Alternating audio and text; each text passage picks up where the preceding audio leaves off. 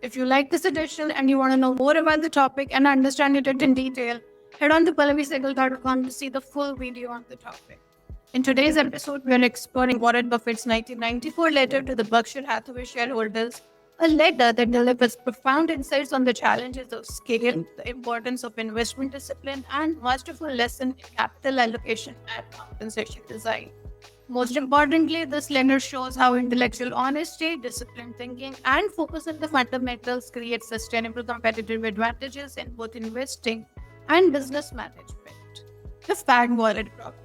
As capital grows, the universe of meaningful investment opportunities shrinks drastically, making superior returns increasingly difficult to achieve. Buffett's perspective, Warren Buffett honestly confronts the scale challenge. A fat wallet, however, is the enemy of superior returns, and Berkshire now has a net worth of 11 billion compared to 22 million when Charlie and I began to manage the company. We now consider a security purchase only if we believe that we can deploy at least 100 million into it. Given that minimum, Berkshire's investment universe has shrunken dramatically. The Ted Williams batting philosophy. The insight I'm here being that superior performance requires extraordinary discipline in only pursuing the opportunities within your area of competence and advantage. When we are talking about Warren Buffett's perspective, quoting Ted Williams, he says that my argument is to be a good hitter. You have got to get a good ball to hit. It's the first rule in the book. If you have to bite at stuff that is out of my happy zone, I'm not a .344 hitter. I might as well be a .250 hitter. Buffett adds, Charlie and I agree to this and will try to wait for opportunities that are well within our own happy zone, ignoring the noise. The insight out here being that trying to predict or time macro events is a constant distraction that adds no value to long-term investing.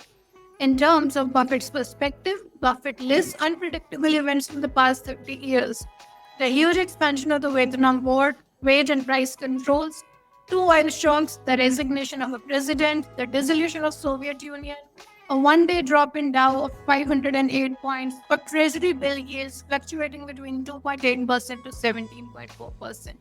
He concludes, none of these blockbuster events made the slightest dent in Ben Graham's investment principles.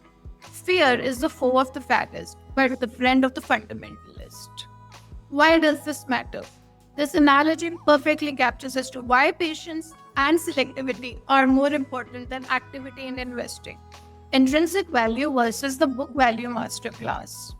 The insight out here being that book value is merely a historical cost, while intrinsic value represents the discounted present value of future cash flows.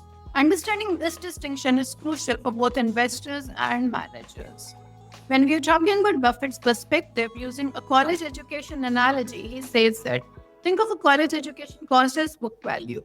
We must estimate the earnings that the graduate will receive over his lifetime and subtract that from the future of an estimate of what he would have earned had he lacked this education. That gives us an excess earning figure which then must be discounted at the appropriate interest rate back to the graduation day. Capital allocation and the Wayne-Gretzky principle. Great capital allocation requires focusing on future intrinsic value creation rather than near-term earning impact. When we are talking about Buffett's perspective, Buffett explains this approach by saying that at Berkshire, we have rejected many merger and purchase opportunities that would have boosted current and near-term earnings, but that would have reduced the per-share intrinsic value. Our approach rather has been to follow the Wayne-Gretzky principle. Go where the buck is going to be, not where it is. This brings us to the Charlie Munger corner. Charlie's influence is evident throughout the letter's emphasis on rational thinking and avoiding conventional wisdom. Buffett notes that the shared commitment to handle the basics well and not get diverted, reflecting Charlie's preference focusing on fundamentals rather than getting caught up in conflicts. We hope that you've enjoyed the preview edition of this topic. If you like this edition and you want to know more about the topic and understand it in detail, head on to pallavisehgal.com to see the full video on the topic.